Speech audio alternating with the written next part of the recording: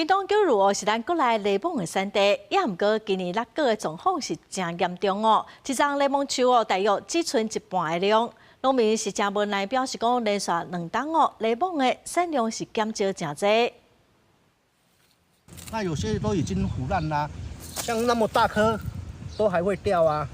行入去雷蒙園，會當看到塗骹袂少落果，農民無奈表示，今年落果狀況特別嚴重。足儕果子因為發了無好，也是營養無夠，也未大粒就落了，甚至才拄仔要開花就疏花，樹枝的花攏連去，有的農友就算用較好的肥，嘛救袂轉來。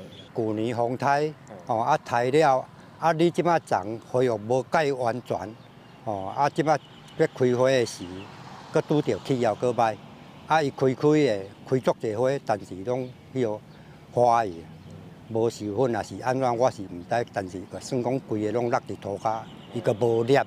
農民講，今年花開了歹，主要是受到氣候無正常影響，冬天無夠寒，雨水落了無夠，影響雷蒙的生長。加上前幾冬山道魚開闢風颱，甲樹根拍歹去，雷蒙樹到今年也未完全恢復。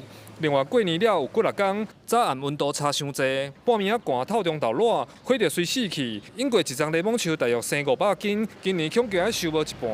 阮這3年的產量攏非常的無正常啊，所以果調起來嘛無介水，攏較細粒啊。我們只能建議農民多多的這個立支柱啦，都亞管保護好，那再多施一些有機肥，讓它快點恢復這樣。連農會超市架頂的雷蒙看起來嘛無大粒，而且果效無俗。有其他的農友建議，會當增加葉肥的頻率，幫助樹根吸收營養。嘛鼓勵農民加調較歹的樹花，甲營養留予較好的果子，先穩定產量和品質。記者柯明哲，屏東報道。